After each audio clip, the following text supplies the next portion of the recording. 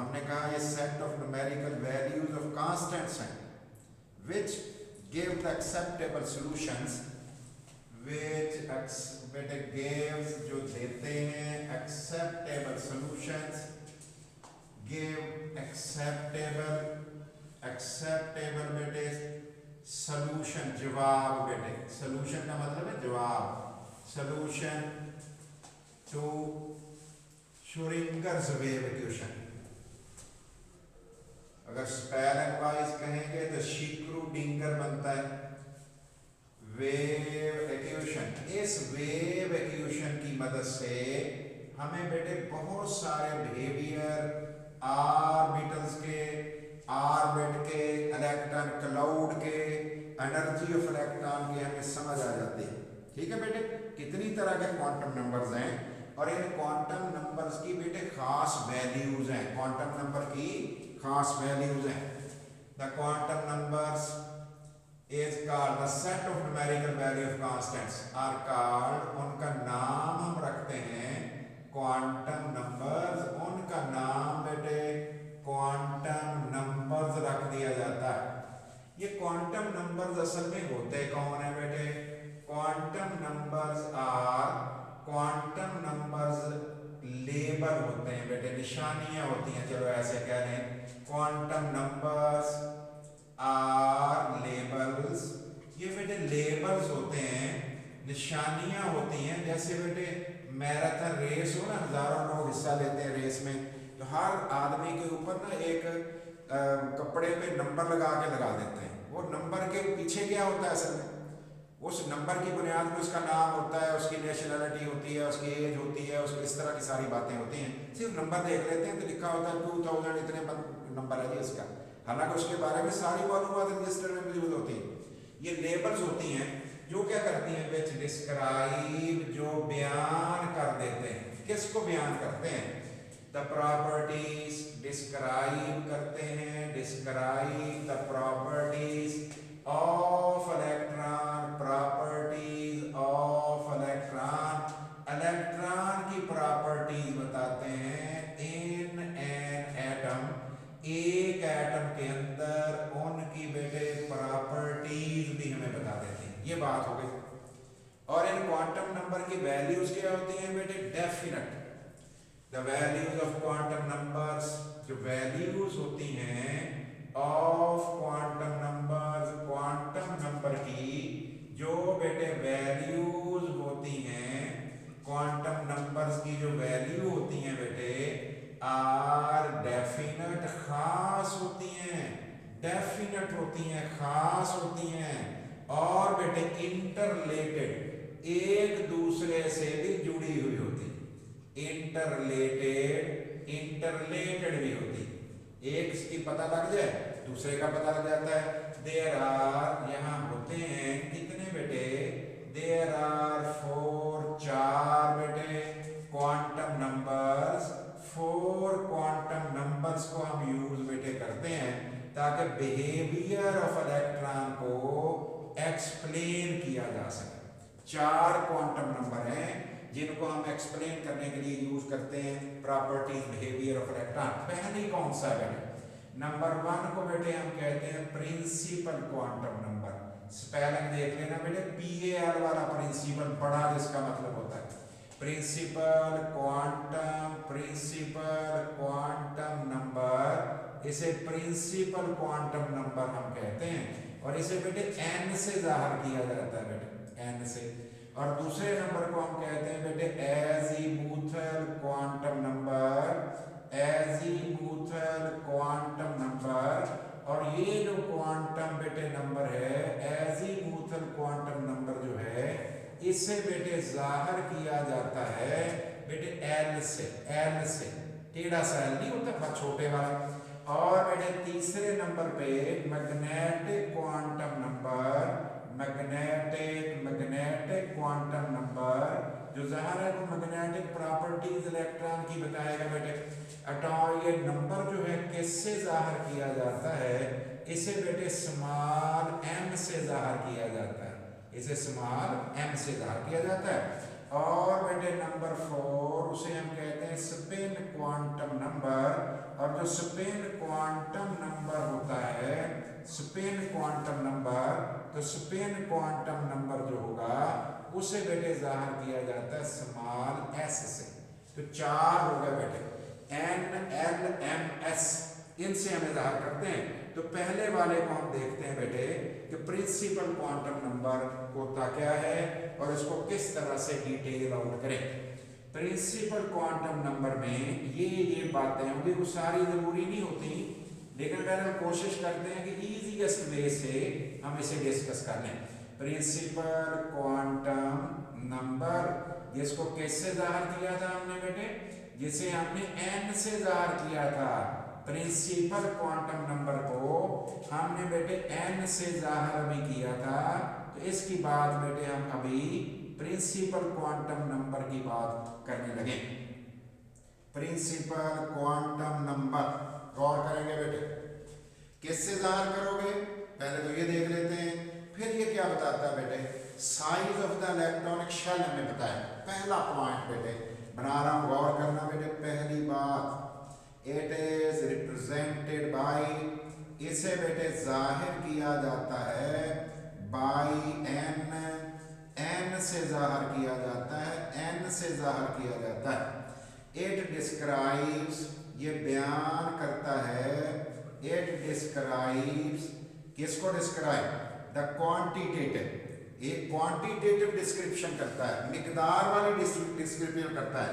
Quantitative measure of, it is quantitative measure, चलो कर देता हूं, इट इज क्वांटिटेटिव, मिकदार वाली, quantitative, quantitative measure of size, measure of size of electronic shell, of electronic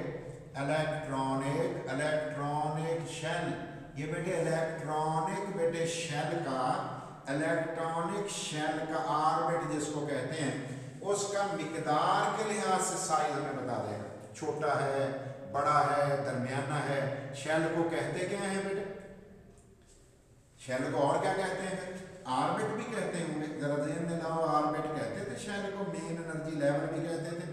तीसरा number बेटे सोच रहा हूं, तीसरी बात गौर कर रहा हूं, देखते हैं तीसरी बात हम क्या कहते हैं।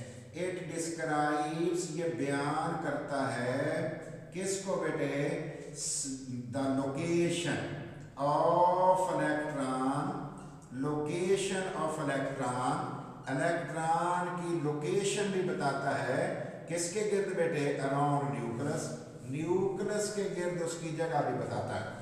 और बेटे नेक्स्ट बात कर रहा हूं, it gives distance of electron, ये हमें डिस्टेंस बताता है, किसका बताता है बेटे, इलेक्ट्रॉन का फासला बताता है, फ्रॉम द न्यूक्लियस, ये हमें न्यूक्लियस से इलेक्ट्रॉन का फासला भी बताता है। बेटे कैसे बताता होगा, अगर बेटे शेल पहला होता होगा तो इलेक्ट्रॉन करीब होता होगा, दूसरा होगा तो और से दूर हो जाएगा, तीसरा हो जाएगा तो फिर शेल और दूर हो जाएगा। तो अगर n बढ़ जाए तो बेटे डिस्टेंस बढ़ जाएगा या कम हो जाएगा। इसका मतलब ये हुआ कि अगर बेटे हमने डिस्टेंस देखना है, डिस्टेंस फ्रॉम न्यूक्लियस देखना है, डिस्टेंस फ्रॉम न्यूक्लियस, न्यूक्लियस से अगर फासला देखना है वो डायरेक्टली प्रोपोर्शनल टू n के होगा। तो n बड़ा हो जाएगा तो न्यूक्लियस से इलेक्ट्रॉन का फासला ज्यादा हो जाएगा, और अगर शेल का नंबर कम हुआ तो न्यूक्लियस से फासला कम हो जाएगा। ठीक है बेटे, अब हम देखते हैं बेटे average size of electron cloud भी इसने बताना है।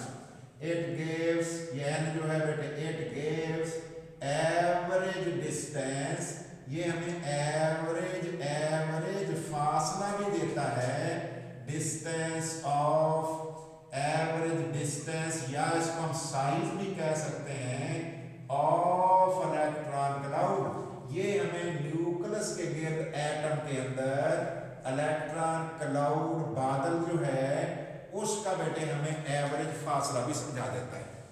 तो अगर बेटे शेल होगा 5वां तो फिर बेटे क्लाउड बड़ा ही होगा ना, और शेल एक ही हुआ तो फिर क्या होगा, फिर क्या होगा बेटे, छोटे साइज का इलेक्ट्रॉन क्लाउड होगा। ये एनर्जी ऑफ इलेक्ट्रॉन भी बताता है बेटे, ये एनर्जी ऑफ इलेक्ट्रॉन भी बताता है। इट डिस्क्राइब, ये बेटे बताता है, इट डिस्क्राइब, ये हमें समझाता है, किसको समझाता है बेटे, it describes the energy of electron, ये बेटे एनर्जी ऑफ इलेक्ट्रॉन भी बता देता है। क्यों बेटे, अगर शेल ऊपर वाला हो जाएगा इन ऑर्बिट, तो फिर बेटे ऑर्बिट में की नंबर बढ़ने से या शेल बढ़ने से एनर्जी ऑफ इलेक्ट्रॉन भी बढ़ जाती है। आपको पता है पोटेंशियल एनर्जी और काइनेटिक एनर्जी का सम होता है, ये दोनों का मजमूआ होता है बेटे, ये देखा जाता है इसमें। अब देखते हैं इसकी वैल्यूज कैसी हैं हमारे पास। और बेटे नॉन जीरो होगी, जीरो नहीं होगा, पॉजिटिव इंटीजर होगा, इंफिनिटी तक जाएगा। तीन बातें मैं लिखने लगा बेटे। इसकी वैल्यूज क्या होती हैं, इसकी वैल्यू, इट्स वैल्यूज क्या क्या हो सकती हैं। इट्स वैल्यू इज, ये तीन लफ्ज आपने सीख लेने हैं बेटे। पहले नंबर पे याद रख लेना है नॉन जीरो, जीरो नहीं होती। और बेटे दूसरे नंबर पे हम क्या कह रहे हैं, never be negative, never be negative integer, ऐसा नंबर कोई नहीं है जो माइनस है, -1 -2 नहीं होती। और बेटे पॉजिटिव इंटीजर होता है, पॉजिटिव नंबर एक होता है बेटे, पॉजिटिव नंबर होता है। और कहां तक जाता है बेटे, और ये जाता है बेटे पॉजिटिव इंटीजर और जाता है अप टू इंफिनिटी। और कहां तक जाता है, जब तक इलेक्ट्रॉन अपना एटम छोड़ के ही ना भाग जाए, उस नंबर तक इसने जाना होता है। इसका मतलब n 1 2 3 4 सारा ही हो सकता है। और कहां तक जा सकता है, जब वो एटम छोड़ के ही ना भाग जाए, छोड़ के चला जाए। और बेटे ये नंबर ऑफ शेल भी बताता है जिसमें इलेक्ट्रॉन रिवॉल्व हो रहे होते हैं, याद रह जाएगा बेटे। तो ये मैंने क्या लिखा, इंटीजर है और ये कहां से शुरू होगा, 1 2 3 4 से शुरू होगा। और बेटे आगे चलते हैं, ये क्या बताता है बेटे, इट गिव्स, इट एक्सप्लेन्स, ये बेटे हमें बयान कर देता है, एक्सप्लेन कर देता है। एन जो है बेटे एक्सप्लेन करता है the number of electrons, number of electrons के बारे में भी, रिवॉल्विंग, जो रिवॉल्व कर रहे होते हैं, इलेक्ट्रॉन रिवॉल्विंग इन ऑर्बिट, जो ऑर्बिट के अंदर, इन ऑर्बिट के अंदर रिवॉल्व कर सकते हैं, शेल के अंदर रिवॉल्व कर सकते हैं, उसके बारे में भी हमें बता देता है।